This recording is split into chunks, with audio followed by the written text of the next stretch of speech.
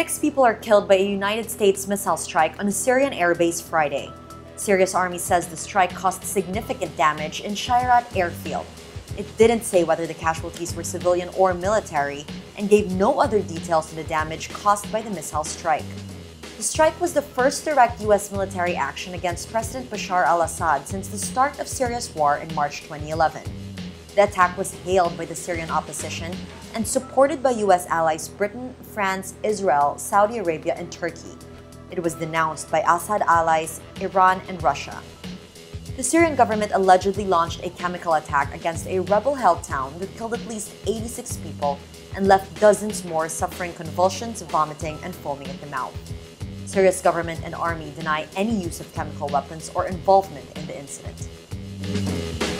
President Rodrigo Duterte is set to visit 3 Muslim countries while the Philippines marks Holy Week.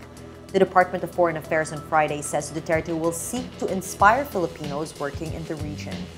The Philippine leader is scheduled to make a state visit to the following countries in the Middle East: Saudi Arabia on April 10 to 12, Bahrain on April 12 to 14, and Qatar on April 14 to 16. In a state visit, a president is invited by the host head of state. It shows the highest level of hospitality, honor, and formality. Duterte will meet with King Salman bin Abdulaziz Al Saud in Riyadh, Saudi Arabia, King Hamad bin Isa Al Khalifa in Manama, Bahrain, and Emir Sheikh Tamim bin Hamad Al Thani in Doha, Qatar. There are more than 1 million Filipinos living in the 3 countries.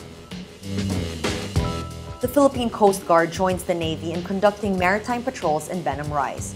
The Coast Guard says it flew Islander planes over the waters of Benham Rise, the 13 million hectare territory that is rich in minerals and gas. It adds Coast Guard planes spotted nothing unusual during patrol.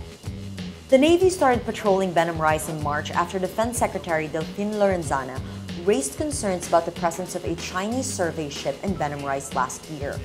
This comes as President Rodrigo Duterte ordered the military Thursday to also occupy the islands in the disputed West Philippine Sea or South China Sea.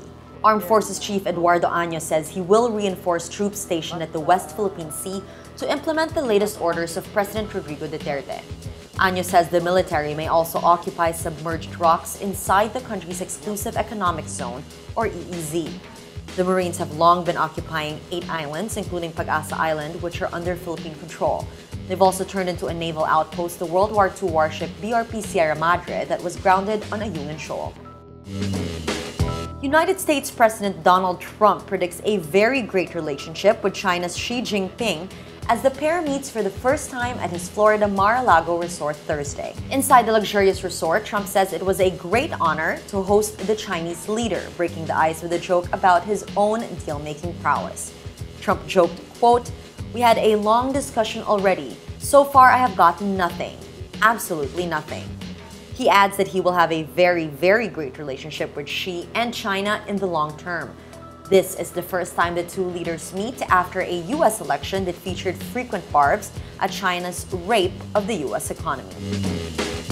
South Korean prosecutors accused the heir to the Samsung business empire of embezzling funds, committing perjury, and playing a key role in a corruption scandal that led to the ouster of former President Park Geun-Hye. A bound and handcuffed Lee Jae-Yong, the vice chairman of Samsung Electronics, arrives at the Seoul Central District Court for the opening of his trial. Lee, who was arrested in February, has been charged with paying nearly $40 million to the now impeached president's close friend Choi Soon-Sil, allegedly as bribes to secure policy favors. 4 other Samsung executives have also been charged. Defense lawyers say Lee and the others deny all the charges.